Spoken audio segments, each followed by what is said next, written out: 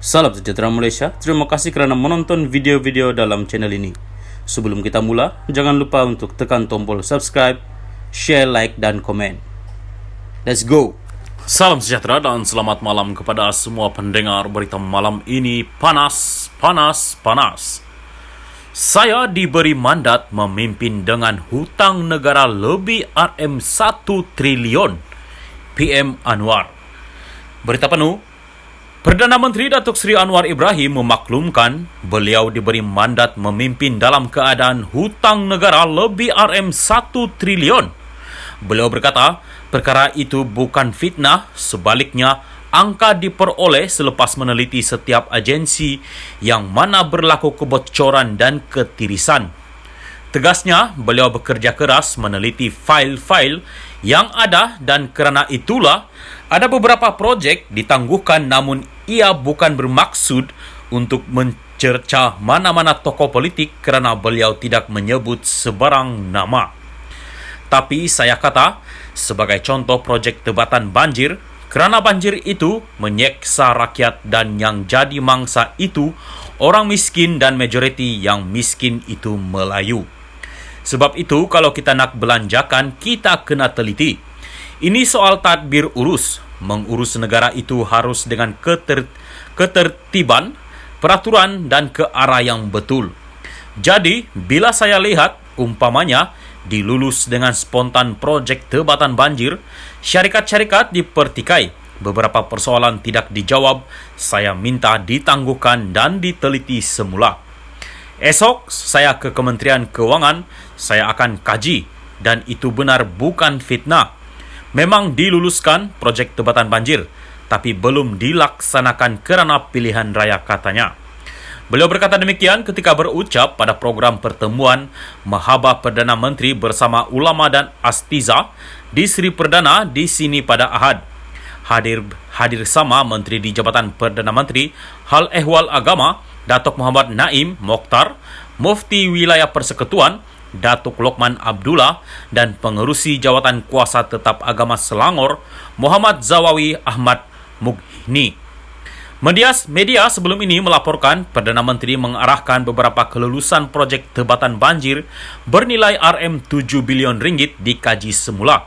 Kamis lalu, bekas Menteri Alam Sekitar dan Air KASA Datuk Seri Tuan Ibrahim Tuan Man menegaskan beliau tidak pernah menandatangani sebarang surat setuju terima SST kepada mana-mana syarikat berhubung projek tebatan banjir itu.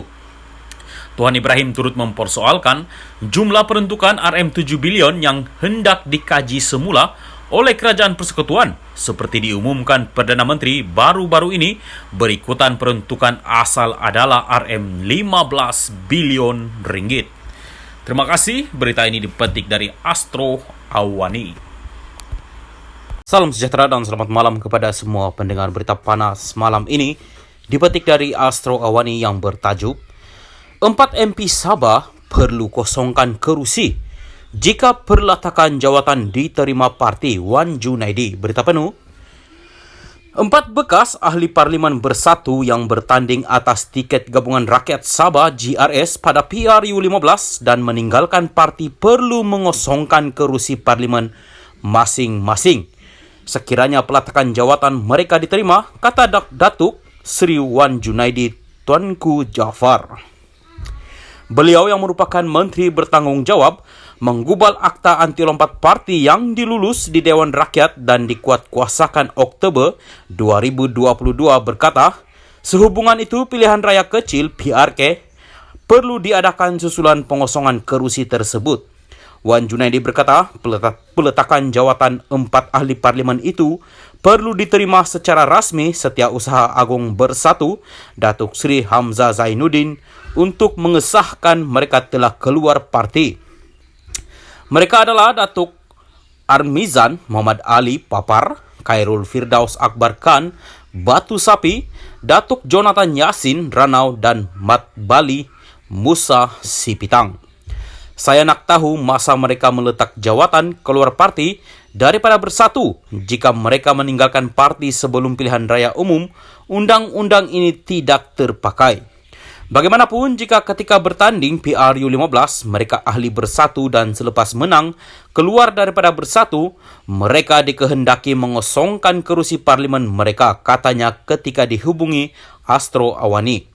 Wan Junaidi berkata, tidak penting 4 ahli parlimen itu bertanding atas tiket GRS atau mewakili mana-mana gabungan lain kerana ia hanya relevan sama ada mereka meninggalkan parti mereka.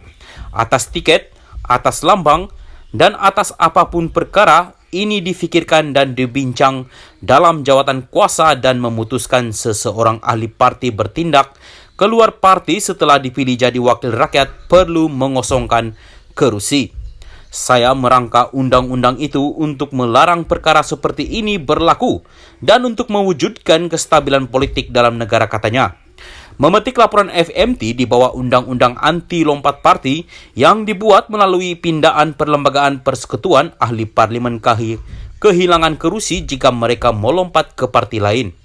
Pengecualian untuk ahli parlimen yang dipecat parti atau jika parti mereka dibubar atau dibatalkan pendaftaran.